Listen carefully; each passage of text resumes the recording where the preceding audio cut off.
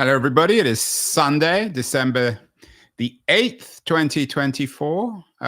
3 days ago on Thursday, December the 5th, Donald Trump announced that he will make David O. Sacks the White House AI and crypto czar with a C, not an S, C-Z-A-R. I'm not sure whether that's favor to his friend Vladimir Putin. Anyway, this appointment is on the cover of That Was the Week, the excellent technology newsletter put together by my friend Keith Teare. He, using his AI art, has David Sacks dressed up, I'm not sure, as Napoleon or some sort of general or czar. Keith, is this a big deal? What do you make of the appointment of Sacks? A czar is a king, remember? So, well, a Russian king, which is a particular king, yeah. kind of king, right? Yeah, I think it's dramatic. Actually, I think David Sacks it's dramatic for AI and it's dramatic for crypto. How dramatic it is for the average human being is a altogether different question. But for AI and crypto, it's massive. It gives him a lot of power in two fields that he's an investor in.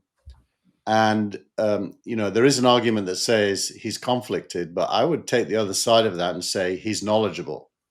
And therefore, what he's likely to do in crypto and AI probably is going to be door opening for both of those platforms. It's only 1 day a week, by the way, so it's not a full-time role. Although for Silicon Valley titans, moguls like Sacks, I'm assuming 1 day a week is probably about 300 hours. It's almost as if when we were thinking about the dot-com boom, it's almost as if Bill Clinton appointed Jerry Yang as head of the internet. Of course, that didn't happen. Is this symbolic, Keith? I know you touch on this in your editorial this week. That Silicon Valley has now formally arrived in Washington, D.C., maybe thinking of that Russian czar. They've occupied Berlin, or they've occupied Paris. I think part of Silicon Valley has. There's a lot of Silicon Valley that is still appalled and will focus on the downside of all this. Probably the majority of Silicon Valley will focus on the downside. But I think an increasing number of people are focusing on the upside, me included, and I see others doing the same. So I think it has arrived. More important than that is that government and industry, the relationship to date has been a lobbying relationship where industry lobbies government, and politicians and industry don't really think together about solving problems. This is more profound for the fact that is changing. Trump is open to taking people in the know and putting them in positions of authority. Of course, they can't do anything without his approval. Right, although some people might say his expertise is bringing people not in the know to power. Tell me more about Sacks. I know there was an interesting piece a couple of months ago by Simon Cooper, a South African born, or certainly his father was South African, FT columnist, excellent writer, who seemed to think that Sacks and Musk, as ex-South African people, were somehow a reflection of apartheid thinking. I know you strongly disagree with this, but Sacks does have a South African background. Yeah, I mean, the right answer to that is and ... So what? I mean, I'd say he's a fairly average Silicon Valley entrepreneur. I don't think. Well, he's a bit more than average, Keith. He's one of the, for better or worse, you may not like him or you may love him, but he's one of the stars. He's one of the most successful entrepreneurs in Silicon Valley. Well, Silicon Valley isn't average. So to say that he's average doesn't mean he's average in a world sense. But within Silicon Valley, he's certainly not an Elon Musk. Well, there's only one Elon Musk. He's not a Mark, Sam Altman, but he's below. I mean, if they're the top rank, he's the next rank below, isn't he? Not really. I mean, look, what did he actually do? He built Yammer, which was a copy of another piece of software called Twitter, and he customized it to enterprise use. it never really took off. Microsoft bought it and eventually closed it down. So he's not exactly a product genius, but he made a lot of money doing things at the right time, and he's clever. So he's leveraged that into influence and investing. And it is true to say that by now he's climbed the ladder to be quite important. I even think the All In podcast has been a fantastic platform for him. That podcast is yeah. Would you put him on the same level as Jason Calacanis and Chamath, his fellow podcasters on All In? Well, if I was to rank the All In, it probably would be Chamath first, David second, Sachs third. Sorry, I don't mean I mean David Friedberg or Friedberg, however you pronounce that.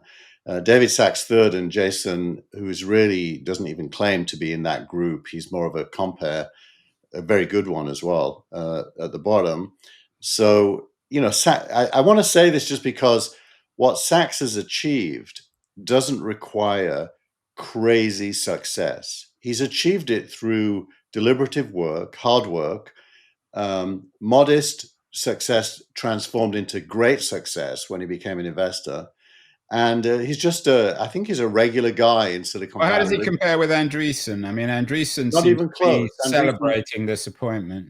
Not even close. Andreessen's way ahead of him. But what he's done, and this might reflect for some people just pure political opportunism, others a dark political agenda, is he bet on Trump early. Is that fair? Well, he believes in it. That's why he's a pretty much a straight line conservative when it comes to government and spending. When you say he believes in it, does that mean he believes in rounding up immigrants? Does that mean he seems to? I mean, if you listen to him, he actually seems to believe in that. Not because he's racist, but because he thinks you need a border that's under control, and people who got across it because it was weak shouldn't be able to stay.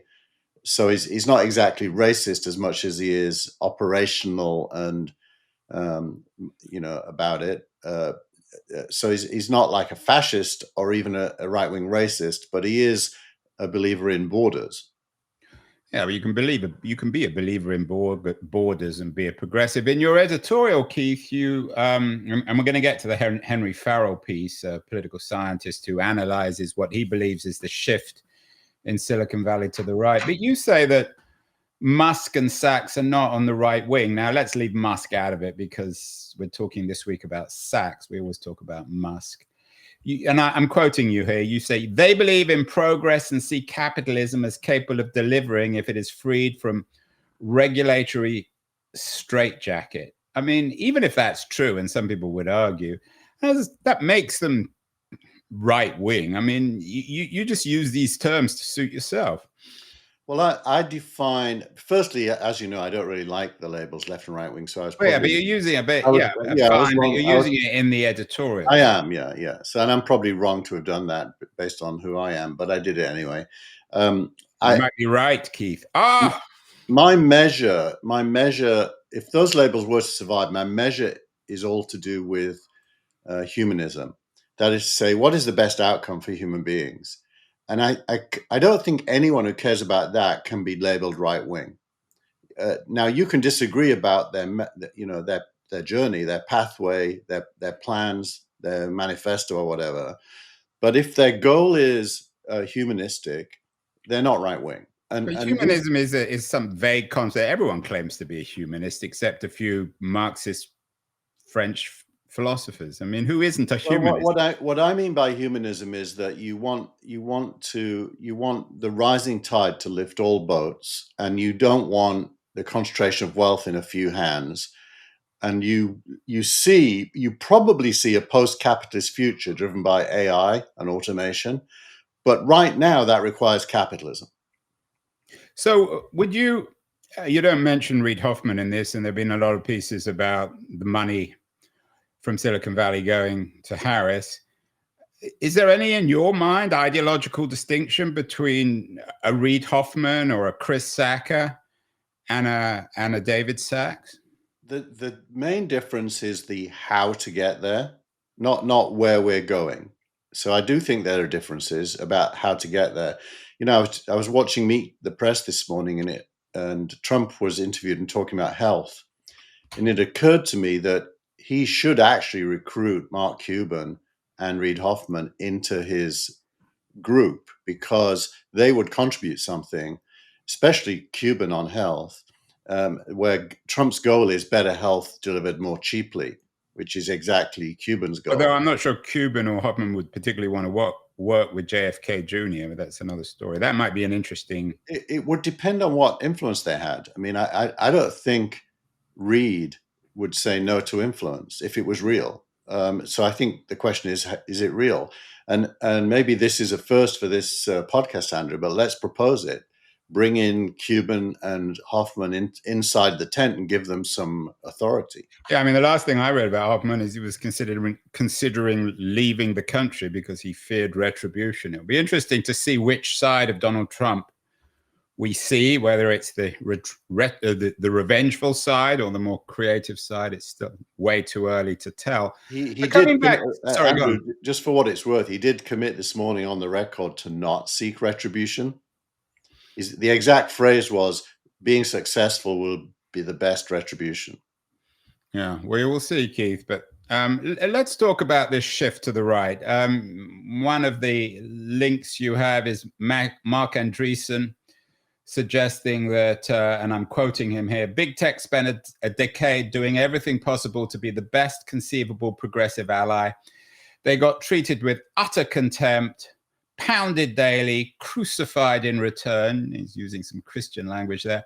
A full rethinking is required. So Andreessen is calling for a Silicon Valley response, or pivot, if you like, to the right. Henry Farrell, a Washington, D.C. based and influential political scientist, has a piece that you linked to. Why did Silicon Valley turn right? So there is a growing consensus that Silicon Valley has turned right. I know you've got these rather odd definitions of what right and left wing is, but something's going on in Silicon Valley. There's something in the political water, isn't there? Yeah, I mean, I think Andreessen's thing you could just take as bitter narrative, but I think the Henry multi-billionaires I never quite understand why a man of Andreessen's power and wealth success should be so bitter, but that's another story. Well, he's basically a child in a man's body when it comes to these fights, and it is what it is. I actually am not against him for being like that. It's honest. It's who he is. And Musk is the same, isn't he? Musk is Andreessen with hair and children. Yeah, but that's fine.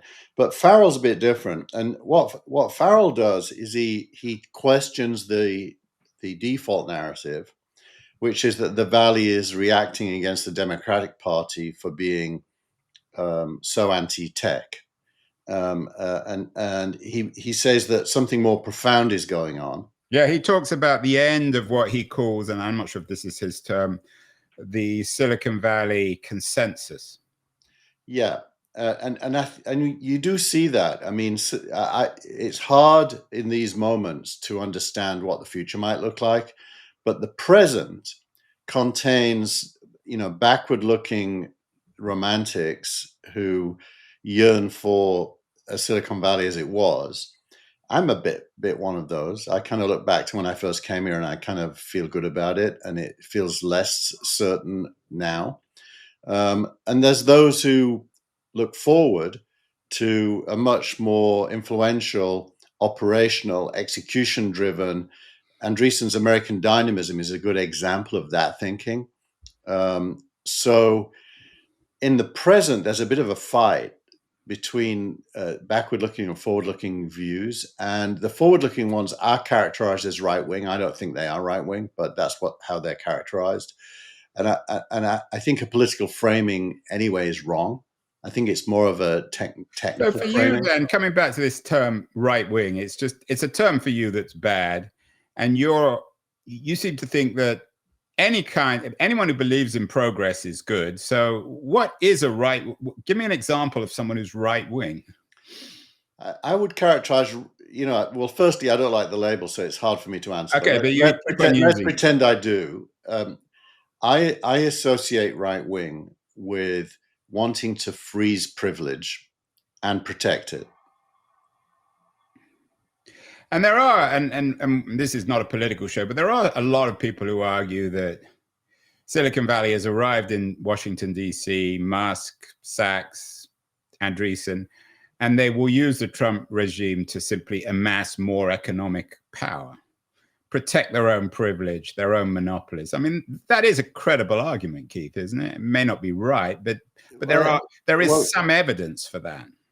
Yeah, but when you know these people, Andrew, they don't think about their own privilege at all. They're not kind of kings with a moat and a castle wondering how to survive. They literally are thinking, what can I do next? The dominant thought. Yeah, no, I take that point. But I mean, I think your point earlier is a good one, that the age of Silicon Valley spending money on DC lobbying is finished. So in the old days, Google and Facebook and Amazon would have big offices in DC where they would pay lobbyists to influence government. Now the big guns have arrived. So they're not formal lobbyists, but when Musk or Sachs, well, particularly Musk, when he sits in a meeting about government efficiency, there has to be some element in his mind that suggests this would be good for my network, for my wealth, for my interests? Or do you think he just doesn't even think in those terms? I think only people who don't have anything think like that. If you have something, you are not defensive. You've learned from your experience that doing things produces value, and you focus on what to do next. And so the whole critique of these people as being self-serving comes from people who have nothing and probably would be self-serving if they were in that position. So you're suggesting that having great wealth makes you less selfish. It's almost not having wealth, having created wealth from doing things. It's very different. Yeah, I mean, I had Jeff Jarvis on my show this week, who has this weird argument, in my view at least, that Murdoch's behind a lot of the anti-Silicon Valley sentiment because he's against the internet. Would you include press barons like Murdoch in that kind of camp, or are they different? I think the old money, if you will, is much more close to what you described as being self-serving. And Murdoch's definitely part of that. Now, he did build things, and he did get wealthy through building things, but he's not a person who understands how to build the future. So if you can't build the future, but building the future, Keith, sounds like a TED talk. I mean, what exactly does that mean? Well, it means taking all of the advances in human capability and putting them together into new things that serve us collectively. Right, but we've been through so many cycles of this. Well, I'll give you an example, Andrew. Talk about building the future with Facebook. I mean, a lot of people argue that didn't build a particularly good future. Well, I think there's a nuanced understanding there. I mean, look, at the bottom line, Murdoch didn't create YouTube. He didn't create Substack or anything close to those things. He didn't even buy some. I mean, he bought, which one did he buy that failed? Yeah, exactly. So, and Zuckerberg, to his credit, has produced Llama, which is a world-class AI model that you can download for free. So it isn't as if Zuckerberg isn't contributing to the future. He really is. But he also did, 3D face masks that probably represent a dead end, at least for now. Yeah, I mean, well, we all know the one model of Silicon Valley is you fail fast, and you go on to the next thing. I wonder if you took, I'm just thinking out loud here, if you took David Sachs and, say, Reid Hoffman to the Tenderloin in San Francisco and saw these medieval tableaus of armies of people living in the street, drug addicts, crazy people, I wonder what each of their response would be. Would they be responding differently? I mean, San Francisco is a notoriously ungovernable place, and nobody seems to be able to fix this. But how do you think each of them would respond? Yeah, hard question, Andrew. I mean, well, we'll have to do it if Sachs or we'll take them down. I'll offer to drive them. Just to give an attempted answer, I think there's a consensus amongst that group that the cause of San Francisco's Tenderloin is the Democratic administration's reluctance to address it.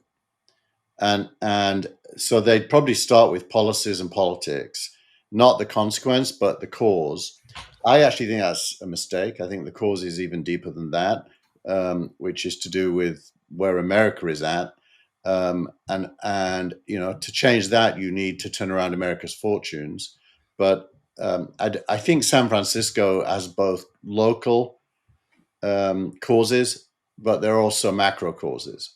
Yeah, well, maybe we'll do a whole show on that. You linked to there's some very, very good pieces in this week's newsletter. One by Clay Shirky. We haven't heard from Clay Shirky for a number of years. He sort of disappeared. I had a few emails with him. He was one of the most influential writers and thinkers within the digital progressive movement. He had an interesting op-ed in the New York Times this week, The Fragility of Blue Sky's Difference.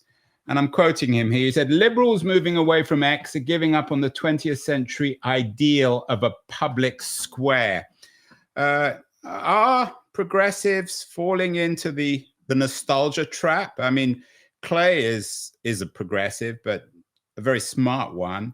Are networks like Blue Sky essentially attempts to return to the Twitter of 2008? No, well, the Twitter of 2008 never existed. Twitter was always pretty open. It's just that the early adopters were technically savvy people. But also there was a lot of agreement, there was agreement about in the old day when I was on it, or at least actively on it. Well, there was agreement about technology. That I don't know if there was any real political discussion in those days, to be honest. But I think Clay Shirky's sentence you read out is the best sentence in the piece. I'm not sure the whole piece really stands up, but that sentence does. And I would question the word progressives. I think it's identitarians, people who are believers in identity politics and believers in seeing the world through the eyes of minorities, not everyone. Can't stand being in Twitter because they get offended that there are different points of view there. And so they're seeking a space where they can meet themselves. Shirky makes the point that, the people they don't like are going to show up sooner or later if it's successful, and they're going to have to deal with it. And so the real underlying question that Shirky puts on the table is, how do you deal with difference of opinion in a world of digital? I mean, I went on Blue Sky because everybody else went on. I have to admit, it's really annoying because it's just echo chamber. I mean, maybe it's the people I follow. I'm not even sure why I follow them, but echo chamber progressivism, not a lot of debate. Let's just quickly go back to Henry Farrell. He's a man of the left. What does he want? Is there anything in his piece that suggests this is what we want? We know what Trump wants. We know what David Sachs wants. We know what Mark Andreessen wants, and they're getting it, certainly for the next 4 years. There is the sort of the reactionary progressives who simply want to go back to 1998 or 2008, which of course is impossible.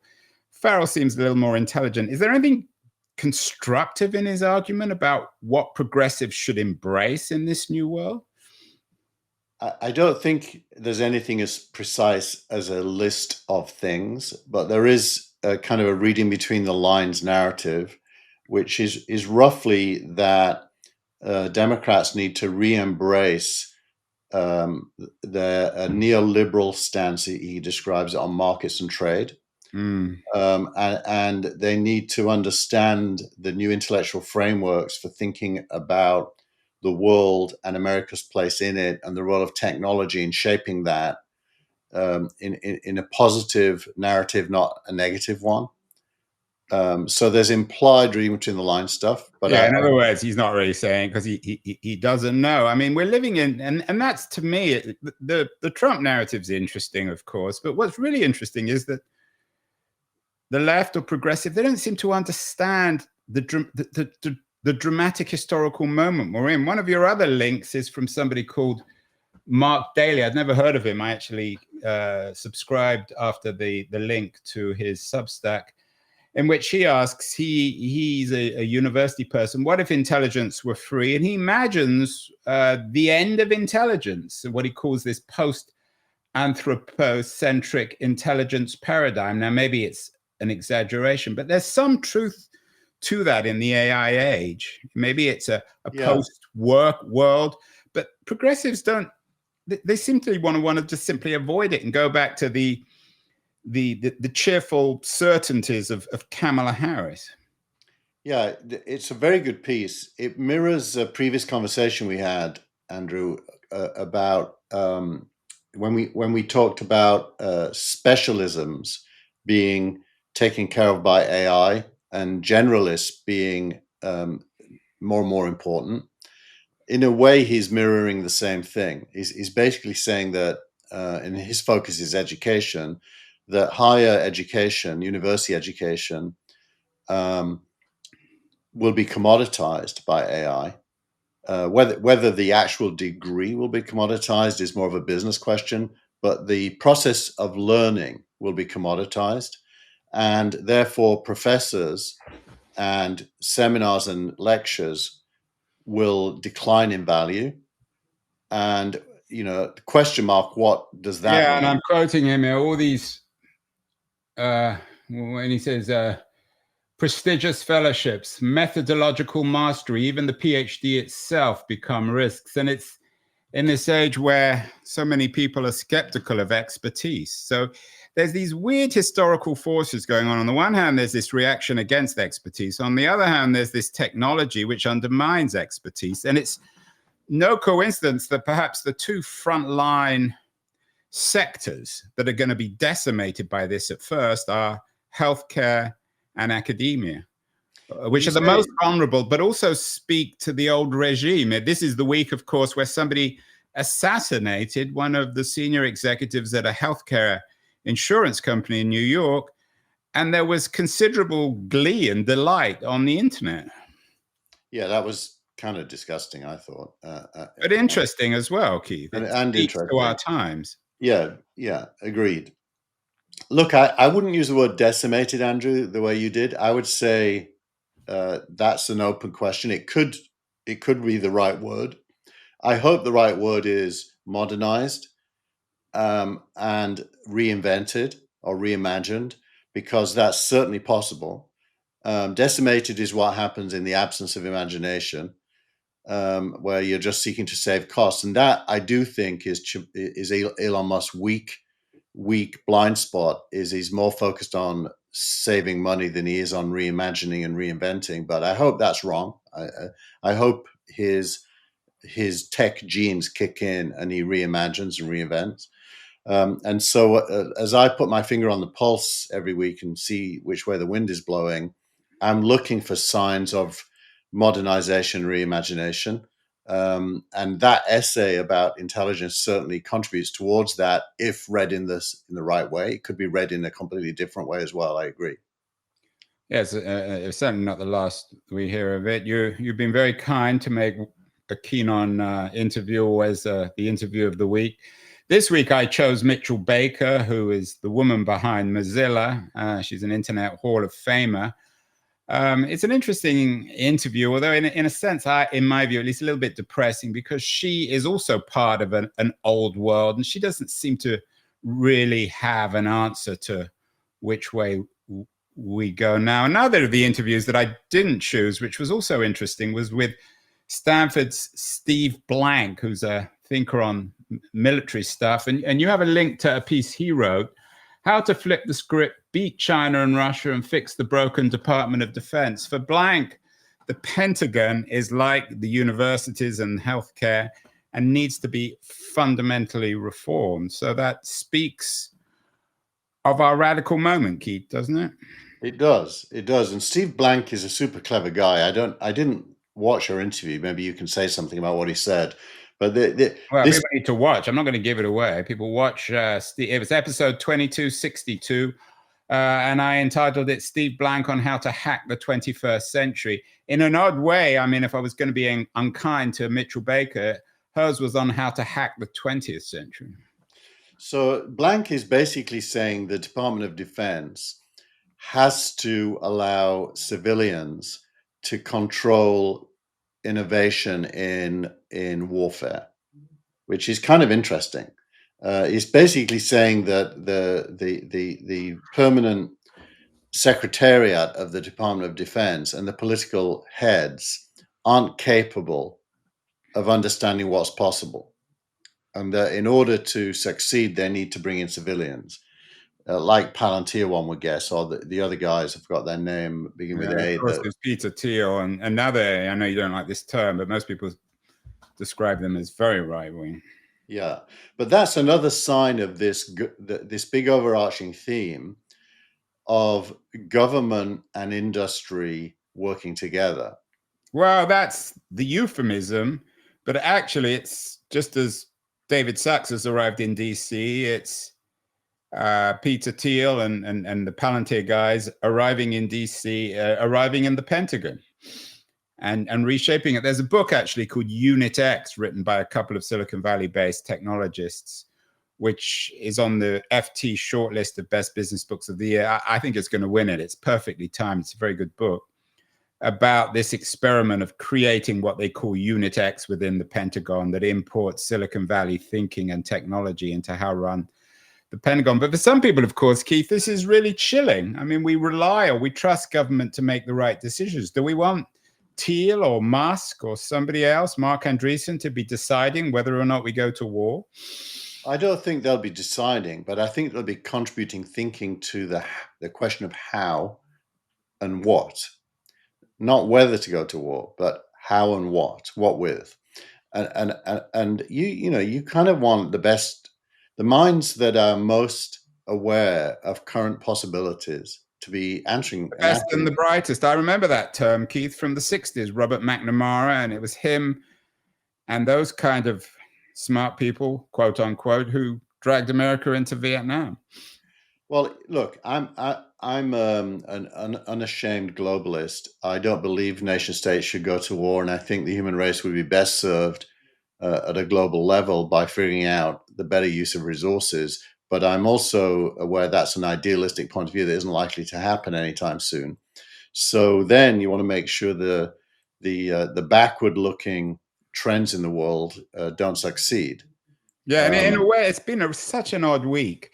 Remember all the hysteria over the Arab Spring? Clay Shirky was one of the people who argued that. This week, the Assad Syrian regime collapsed in about a day, and there's no celebration on the left.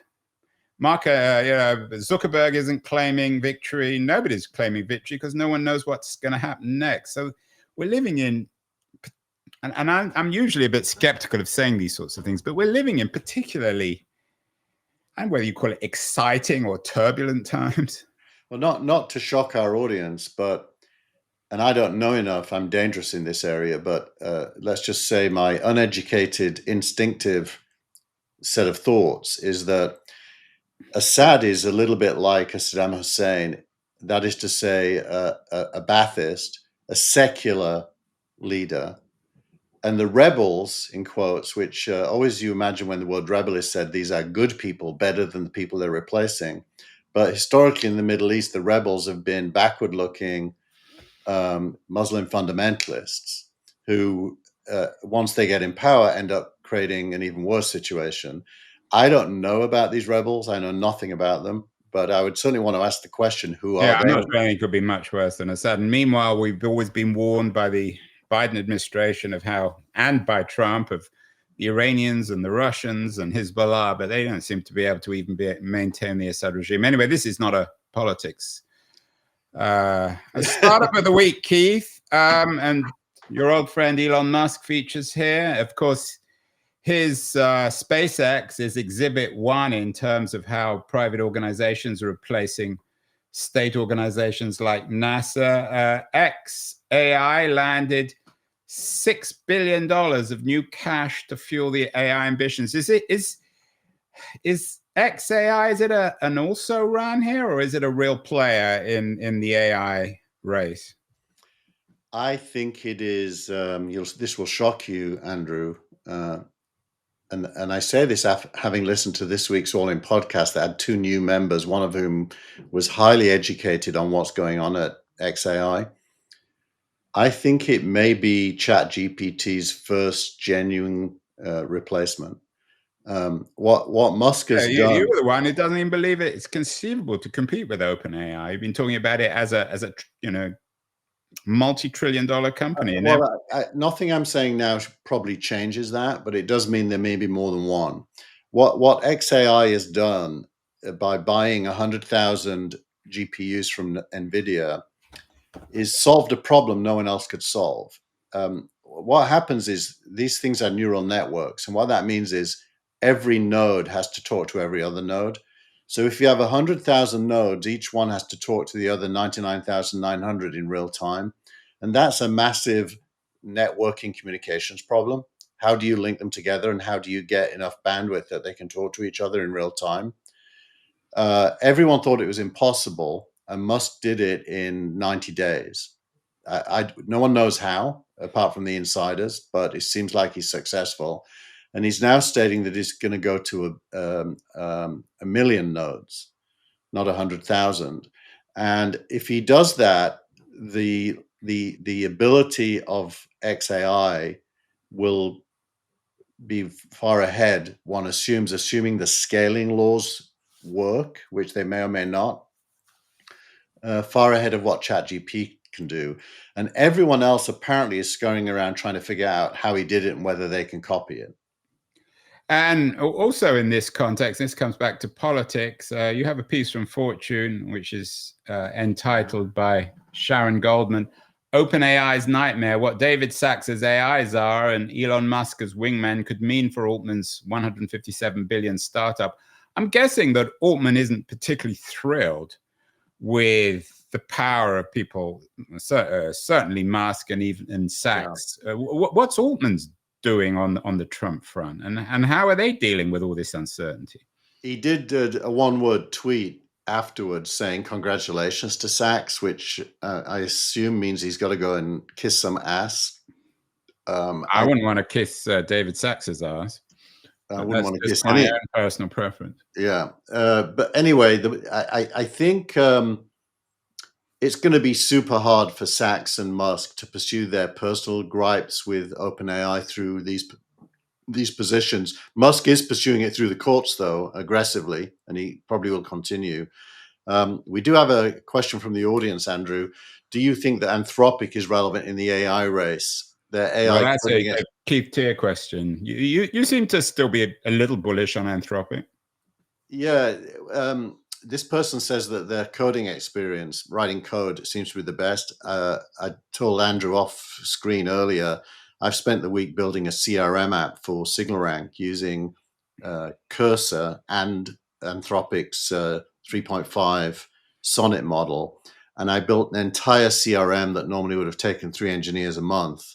I did it myself in a week, and it's up and running, and my team are using it. So I think Anthropic's fantastic. I think ultimately that level of capability is going to be commoditized. And, I'm running a Llama $70 billion 3.3 model on my local machine, and it can code as well as Claude. So I do think we're in a world of abundance when it comes to. It's a remarkable week. I mean, it's also the week we haven't even talked about this, where Bitcoin hit $100,000, and the U.S. Treasury named Bitcoin digital gold. We haven't got time to talk about it. You don't have that many links, but that's also profoundly changing everything, particularly in terms of government power and the Federal Reserve. Finally, Keith, let's go back to your friends at OpenAI. You've always been very bullish, and your post of the week is from somebody called Sally Omar, and he talks about O2 Pro, O1 Pro, OpenAI's O1 Pro, the best model I've used for coding, hands down. You've talked about Anthropic. What about OpenAI's O1? Is this a big deal? I started using it this weekend. Too early for me to have an opinion, to be honest, but this guy, Sully, is a very trustworthy commentator, so I think it's likely to be really good. He's not the guy who brought the plane down. This is a different Sully, right? Yeah. By the way, they're on, we knew that OpenAI was at 3.5 billion, saying they were going to get to 11 billion in revenue next year. They've increased the price of their top model to $200 a month. I saw that. From 20. And I think people will pay it. I mean, with wearing my SignalRank hat, I'll be pretty happy if it's as good as he says, to pay $200 a month. So what do you get for 200? Is it only for programmers like yourself, or is it for ordinary people? You get more computer resources for reasoning, in quotes, and which of course isn't really reasoning, but we know what it is. It's although they've also been, there was a piece this week, you didn't cite it, I don't think I sent it to you, about OpenAI also experimenting with advertising. They haven't experimented with it, but they said that you shouldn't assume they'll never have it. I think that they're going to make so much money without advertising that it'd be stupid if they did. Well, it's been quite a week, Keith. That was the week. That was an astonishing week, and I think it will continue. I don't see no reason why anything's going to slow down. Do you think? What does it mean for your book on America, Andrew?